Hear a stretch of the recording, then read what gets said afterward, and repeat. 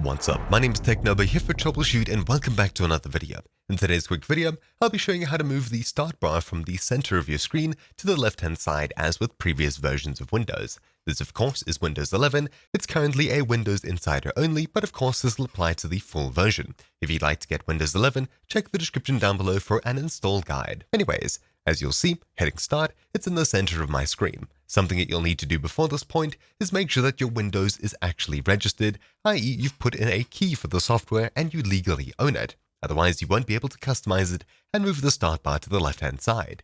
If you have, or you're not entirely sure, right-click your start bar and then click Taskbar Settings. You can also get here by simply opening up your settings, heading across to Personalization, and then looking under Taskbar. When you see this page over here, what do we need to do?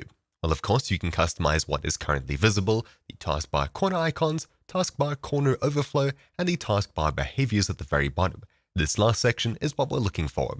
Under taskbar behaviors, you'll see taskbar alignment. Change this from center to left, and you'll notice that everything goes back to the way it was mostly on Windows 10. The only thing I really don't like about this new Windows is that there isn't a list of all programs currently installed. To get there, you need to click All Apps, and you see it like this. A little bit annoying, but once again, out of the scope of this video. You'll only be able to do this if your Windows is registered and you put in a legitimate key. You can head across to System, scroll down to the very bottom and click About, and you'll see if your Windows is registered or not. Usually you'll have a warning somewhere near the very top, but you'll see Windows 11 and no warnings if it's properly registered. But anyways, that's about it for this video.